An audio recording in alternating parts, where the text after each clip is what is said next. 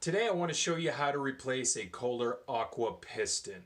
Many of the new Kohler toilets, among other brands, come with this AquaPiston technology. What this toilet is doing is every few minutes, every about 10 minutes or so, it's filling itself again. Like it gets a little low on the water, so then it starts filling itself again. Clearly something is leaking. So I want to replace the gasket. So the gasket we want to replace is that yellow part right at the bottom there.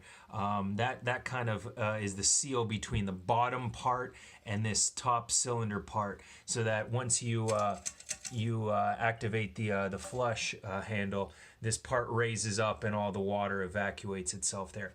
One cool thing to note is I've seen this on the Kohler toilets, some of the newer ones.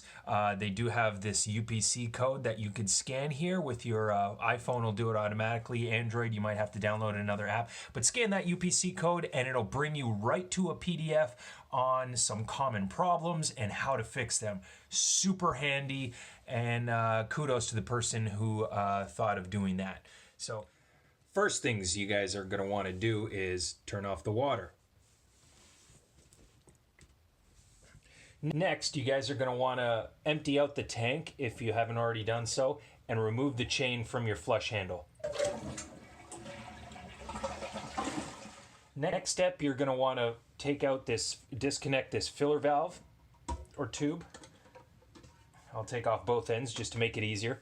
And now there's two different types of models. One where just this cap, this yellow cap portion comes off, and another where the whole canister will come out. So in both cases, what you want to do is you want to turn counterclockwise, might need a little bit of force, and then it pops right off. Once you have the top cap off, that then allows you to take off the whole metal cylinder, and you get access to the cap, to the gasket. Now, the way I was able to tell that it was the canister gasket as opposed to a gasket that goes between the tank and the tank portion of the toilet and the bottom portion of the base portion of the toilet is that I would turn the water off and let it drain out. I actually left it overnight, but you don't need to leave it that long. I just was convenient to me. So the water level never dropped below this base point where this gasket meets that base piston. So if it dropped below that, I would know it's the lower gasket. But since it never did, it always went down to this level where this gasket sat. I know it's this gasket. Next, you're going to want to remove the old gasket. Now it's just settled snugly underneath this plastic lip there. You can see it pulling out. Pulls out fairly easily. Here's the replacement model purchased at a big box store.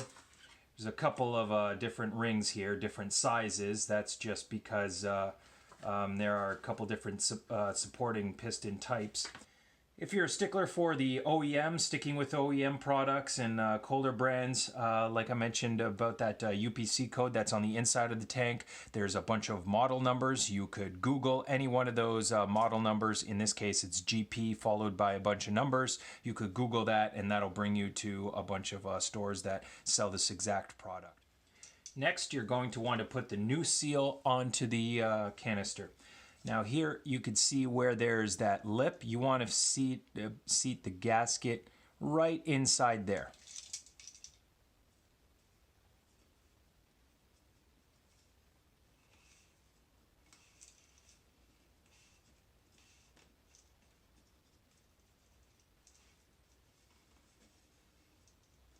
Make sure you have a nice tight fit.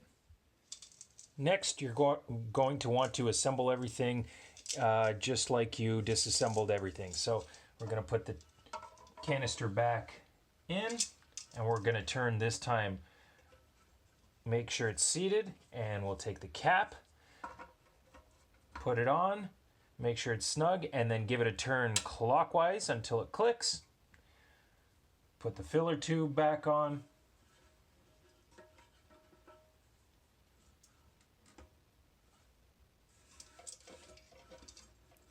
Connect your chain back to your flush handle.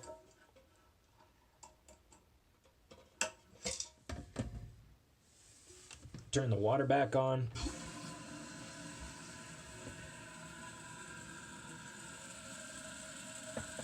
and you are done.